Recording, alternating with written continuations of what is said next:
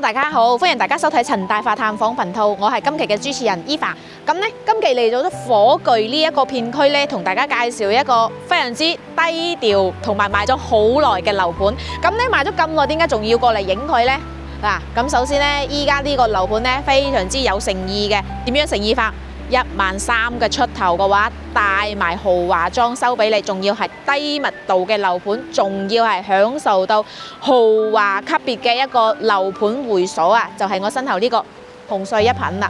嗱，咁呢依家呢就已經係都嚟到咗屋苑嘅一個門口啦，可以見到嗱咁樣嘅水景池，賣咗咁耐嘅時間都冇關水龍頭㗎，絕對唔係話一收完樓之後呢就熄水喉。同埋呢，我門口呢一個水景池嗱，處處都係水。喺廣東人嚟講嘅話，以水為財啦嘛。同埋呢，依家呢一個屋苑呢非常之有誠意啊！早期最高峰嗰時候呢，賣到26000幾到28000都試過啊！咁呢，今期呢。依家呢個屋苑呢，嗱呢個發展商呢，終於都招紙啦，13800出頭就可以帶埋一個豪華裝修家私家電，全部送晒俾你嘅個單位啦。而且呢，呢個屋苑呢，仲要自帶埋非常之高級嘅會所，咁呢，亦都係首個引領咗 Waterfall 嘅一個會所級別啦。包括呢度可以見到嗱，咁呢成個屋苑呢，就已經係現樓嘅狀態啦，分2期開發，咁呢。呢邊呢就係1期啦，咁而家賣緊呢亦都係嗰2等單位啦。咁我身後呢一個右手邊呢個呢就係2期，咁2期就係未開售啦。咁啱先同大家講解過點解佢賣咗咁耐呢，仲喺度有貨賣呢？咁首先呢度呢，佢係一個低密度嘅一個豪宅樓盤啦。第二個就係3、4年前依法嚟嗰時候呢，可以同大家講下佢前邊嗰條路啊，嗰啲山腳呢一條路呢，就係都係爛路嚟嘅，咁而家呢已經係整好咗噶啦，同埋咧呢條路通過去呢，咁呢個 location 整好咗路之後，呢個 location 呢係非常之 OK 嘅，同埋佢呢就係賣緊大積嘅單位。咁同大家介紹下呢一個屋苑嘅 location 先啦。呢度呢就係火炬高速出口第一站落腳點，10分鐘呢就可以上高速出口，翻深中通道呢都係講緊30-40分鐘就可以翻到我哋嘅深圳關口啦。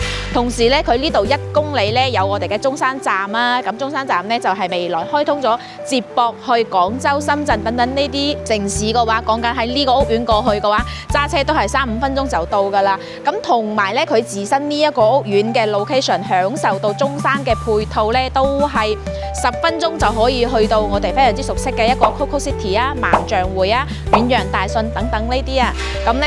所以依家呢個單價呢，就係值得我過嚟同大家介紹影一影呢一個樓盤俾大家睇啊！咁呢，除咗介紹樓盤嘅本身呢，亦都可以同大家行一行。咁呢，佢而家呢一個樓盤嘅樓底箱嘅屋苑可以見到嗱，呢啲 Seven 啊，同埋七仔啊，嗱嗰邊呢有啲牙科中心啊，同埋最值得同大家講嘅一下呢，就係。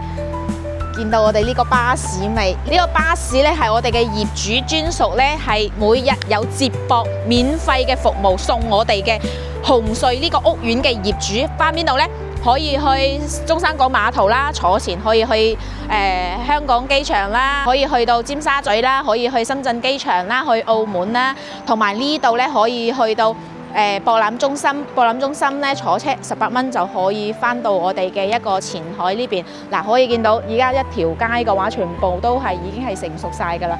咁同埋咧呢個屋苑嘅一個早期嘅一啲業主買落咧係非常之高位入去嘅。嗱，同大家講解下。咁呢條路咧就往前行5分鐘咧就可以去到我哋嘅一個。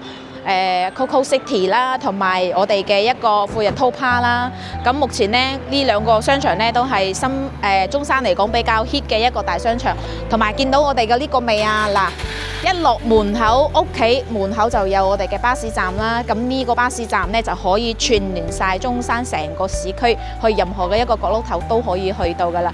咁呢巴士嘅一個班次都係比較充足嘅。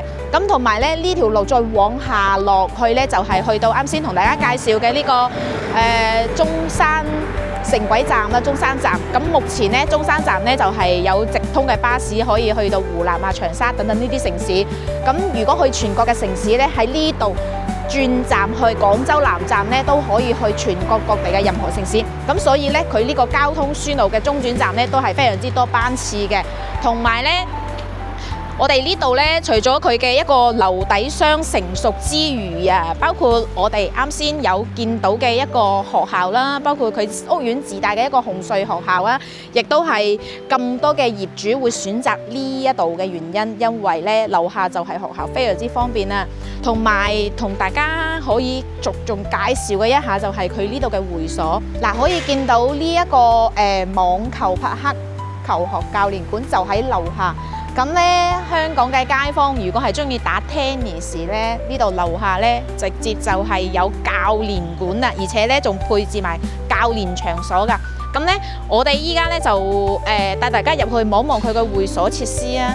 嗱，咁依家咧已經入到嚟會所呢邊咧，咁呢度嘅會所管理非常之嚴格啦，可以見到，佢分咗好多區嘅一個功能室啦，包括呢個健身室啦。咁呢度咧係一個會員值制嘅，大概咧就係4000蚊左右1年。哇！佢呢個會所真係幾高檔㗎。哇！呢個健身室都好大啊。咁依家咧就係下晝4點鐘左右。咁而家咧就係目前都冇咩業主喺度用，咁所以咧就自己一個人享受呢一個空間幾正。咁咧嗱，出邊咧因為咧佢係兩邊嘅，咁出邊咧就係我哋嘅一個屋苑嘅休閒區。呢個咧就係我哋嘅網球罰卡機，咁咧38810蚊。咁咧依家就唔同大家入去影啦，因為咧嗰邊咧就係地下車庫嚟嘅。咁咧同埋嗱，佢今次咧就港澳台華誼聯會咧，即係每期呢一個屋苑咧都會組織一啲唔同主題嘅業主啦。今期咧可能呢個聖誕 party 都比較多嘢玩。咁而家咧成個會所咧係冇咩人嘅，比較安靜，咁用嚟招呼朋友啊都係比較好嘅。呢度咧就係要刷面先可以，人面識別先可以入到嚟。嗱，嗰邊咧就一個餐吧。嗱，咁呢邊咧仲有一個茶室啦，都非常之優雅嘅。出到去出邊咧就係我哋嘅泳池啦。咁咧嚟到咗我哋嘅一個露天泳池啦，可以見到，哇！呢個環境好安靜，同埋咧依家最主要，咁而家冬天啦，咁依家都仲係開住水嘅，俾大家試下水溫。哇！呢個水質都好乾淨。咁咧，同埋佢而家呢個屋苑咧，都係採用咗一個新加坡式嘅一個園林啦。呢邊咧就係一個露天嘅泳池。嗱，可以見到嘅一個物業管家咧喺呢邊撈水業。佢呢個泳池都好大。咁咧，而家同大家見到嘅呢個咧就係下沉式嘅一個會所啦。咁佢分上下2層嘅。咁咧2樓咧係一個多功能嘅地方。咁咧1樓咧主要就係以休閒為主，2樓咧就主要係以一個運動冥想啊一個場館。咁呢邊咧，呢邊咧就係一個室內啦。咁咧呢一個室內嘅泳池咧，而家目前應該係冇開到。咁呢個咧就係恆溫泳池啦。依家咧就係冇人喺度游嘅，但係咧佢一直都開住嘅。嗱，啱先咧同大家逛完佢嘅會所咧，咁依家咧就上到嚟花園，同大家行行佢嘅花園。哇！咁上到嚟咧非常之鳥語花香啊！我係聞到陣陣嘅花香味啊！可以見到其實佢成個屋苑嘅，包括佢嘅一個會所設施啦，同埋佢嘅園林咧，都係做得非常之靚啊！你睇下，佢唔係話求求其其，真係種幾棵草俾你。咁咧，依家咧就賣緊呢2座啦，呢2座單位。咁咧就依家咧，我哋亦都係嚟到咗一個小區嘅一個環境，同大家遊完之後咧，依家咧上去同大家睇下佢嘅戶型格局係點樣嘅。Let's go！嗱，咁依家咧上到嚟實體單位啦，咁咧呢邊係 lift 位出嚟啦，可以見到佢成個公區嘅位置咧係非常之大、非常之舒服嘅，非常之有豪宅嘅一個舒適感啊。咁咧主要嘅都係喺呢兩邊啦，咁呢邊兩伙，右邊兩伙，咁先同大家介紹佢嘅呢一個。從細睇到大啦，呢個咧就係110平方嘅，咁門口喺呢個位置可以見到佢成個一個戶型格局咧係飛機戶型嘅，咁咧左右兩邊都有一個房，咁佢呢一個咧就係露台咧就係朝南向嘅。好，咁咧就依家已經入到嚟嘅一個單位啦，可以見到佢呢一個門咧話金色嘅話，即係比較貴氣嘅一個顏色啊，同埋佢呢一個指紋密碼鎖4合1嘅。有機械鎖啦，嗱機械鎖佢應該依家未裝好，嗱有指紋啦，有密碼啦，有機械啦，仲有人面識別嘅。咁咧入到嚟呢一個單位咧，咁除咗呢啲櫃之外啊，同埋呢啲櫃咧，發展商咧而家咧就係俾一個展示俾你睇，咁後期咧係需要自己打櫃嘅。咁依家其實呢一個單位咧就已經係接近咗交付標準嘅一個狀態啦，包括可以見到佢嘅一個呢啲天花井啊，同埋空調位啊，全部幫你做好晒啦。咁入到嚟左手邊咧，同大家講講咧就係佢呢個廚房。哇！佢呢個廚房令我最中意嘅就係真係咧幾大 double 嘅星盤。咁咧呢個廚房其實真係可以容納到4-5個人喺呢度企，都唔會顯得壓迫啊！仲要係呢啲櫃啊，都全部都係用嗰啲比較容易抹嘅嗰啲油漆面啦。咁喺油邊嚟講嘅話，都係非常之容易搞衞生、搞得乾淨嘅。呢邊咧，咁佢做咗一個細型嘅生活露台啦。咁其實講真，咁呢個露台咧就只能夠係放一啲雜物㗎啦，譬如話拖把啊、洗衣機我諗應該就有啲問水。因為咧，佢呢度咧主要都係以一啲污水管啊咁樣，全部都係 set 好晒喺呢度，咁放洗地拖啊嗰啲啊，其他啲垃圾雜咧係可以放到嘅。同埋咧，佢呢個咧就呢邊咧就主人房喺一邊，咁咧其實咁樣嘅一個設計咧，我覺得係非常之合理嘅，因為咧嗱呢邊咧就係長輩房啊同埋小朋友房咧，可以做到互不打擾啊。咁先同大家呢左右兩邊咧就係一間房，可以入去俾大家見到下。佢咧每一間房，咁呢一間房咧就係個窗咧就係細少少，咁同樣每間房都有窗，但係咧佢個空間感嘅話都唔會話好壓迫嗱，牆喺呢一邊啦，或者嘅話到時候喺呢一邊啦嚇，你可以見到發展商佢係每一邊嘅話都幫你 set 好晒呢啲咁樣嘅插電位啦。咁另外一間咧就窗度大啲，但個空間感咧就會細少少。咁咧嗱，其實全部嘅話，到時候呢個飄窗位咧係幫唔到嘅，咁大概應該都有70公分嘅位置，咁可以利用即係自己睇下點樣設置嘅一個功能啦。可以見到呢個房間就非常之開揚㗎啦，幾開揚嘅視野，可以望晒成個火炬東區嘅一個視野。咁咧每間房都可以望到嘅。再望到嚟，咁咧呢個露台嘅出邊咧，呢個露台都算係好大㗎啦，個視野嘛，可以見到。而家我哋喺20樓嘅位置，咁咧腳樓下咧就係成一個火炬啊，包括東區嘅一個城市景都盡收眼底啦。嗱，可以見到係最高嘅嗰一棟咧就係 Coco City 啦。再往前少少咧，呢一個灰白面嘅咧就係我哋嘅富日城 Toppark 啦。包括見到我哋而家前邊嘅一個LED 屏咧，就係而家目前都係比較賣緊嘅一個德寶怡高啦。包括啲樓下咧，其實而家講緊咧就係10幾年前嘅一個產品啦。咁所以咧，其實呢一個景觀咧，都係城市景觀嚟講嘅話係永久性景觀㗎啦。咁即係雖然唔使擔心話再有其他嘅一個建築物啊會高過你屋企啦。咁咧，所以佢呢個景觀非常之開揚，非常之舒服嘅。咁呢邊咧就朝南位啦。咁再過嚟就望望佢嘅一個主人套房。主人套房咧，其實咧就俾大家去望望啦，同啱先第2間房嗰個視野係一樣嘅。咁咧就係多咗一個衣帽間喺入邊啦。嗱，攝影師入去俾大家睇睇。咁佢嘅一邊嘅一個洗手間嘅一個功能咧，全部都係幫你做好晒嘅一個乾濕分離咧。咁有好多人嘅街坊會覺得，佢咁呢邊嘅廁所對住呢一邊嘅衞生間，對住呢邊嘅房間會唔會咁好咧？咁其實正常嚟講嘅咧，譬如話介意嘅朋友可以到時候喺呢度嘅話，再 set 一個櫃，咁樣嘅話就好用，咁樣就會好好咁樣去避免咗一啲介意嘅問題。咁而家目前呢一個單位咧，依家講緊大概係 total 150萬左右就可以攞低呢一個單位，帶埋嘅一個全屋嘅裝修，同埋嗱俾大家睇下，價值10萬蚊嘅全屋家私，嗱可以俾啲咩？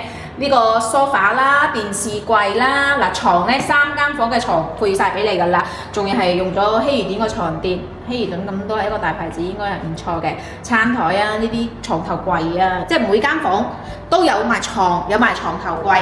咁廳咧就有埋茶幾，有埋梳化，餐廳即係有埋凳，4人凳俾到你。咁其實咧，相對嚟講嘅話都拎包入住就 O K 㗎啦。咁再到嚟家電嘅睇下啦，嗱家電嘅話，咁佢俾咗啲咩？嗱已經係呢個咧就係列咗一個 lift 喺呢時係俾到大家好清晰，包括電視機、洗衣機、冰箱、除濕機。佢比較好嘅咧就係吹風機啊、啲電飯煲啊呢啲咁細一嘢，熱水爐啊、煲水嗰啲啊，全部都幫你配埋好晒。係呢一個組合單位咧，我見嘅係一個件套咧，嗱最多嘅話都係嗰啲10件套啊、15件套，咁佢呢個加埋咧成2、4、6、8、10、12、14、16、18、20，都有差唔多成超過20件嘢嘅，咁所以真正係。而家呢個發展商有誠意，咁咧除咗呢一個101，仲有一個大少少嘅單位，帶大家睇埋啦。咁咧就喺呢一個對門嘅，咁佢咧就係兩邊嘅單位，咁咧過度其實咧就係一人一邊嘅啫，即係互不打擾咁。咁咧嗱呢兩邊，咁同大家講下。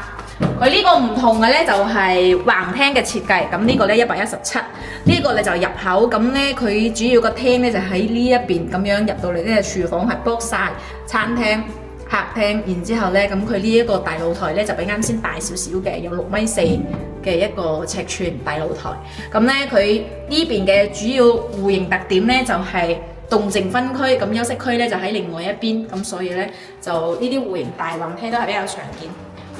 咁入到嚟嗱，可以見到，哇！你睇下呢個大橫廳，非常之闊落啊，又夠開陽。咁咧，佢呢邊咧，同大家講下咧，就係佢呢度係北向嘅。咁北向咧，前面咧就係5、6棟啦，咁可能咧就會樓望樓一啲。咁咧，同埋咧，佢呢邊咧，如果係矮樓層咧，都可以望到花園。咁咧，亦都可以望到我哋嘅會所，見到未？呢邊咧就係啱先同大家介紹嘅一個國際學校啦。仲有隔離呢個山啦，咁呢度咧有一個非常之最大嘅不過咧，就係個山入邊咧就有一啲其他人哋嘅祖先，咁唔知道有冇街坊介意？咁如果介意嘅話，唔揀呢一個座向或者係揀矮樓層少少嘅，其實都唔 care，因為咧呢一個單位而家講緊係10500特價無批，咁咧相對於啱先13000幾嚟講嘅話，係價差咗3000蚊一平方，咁咧就。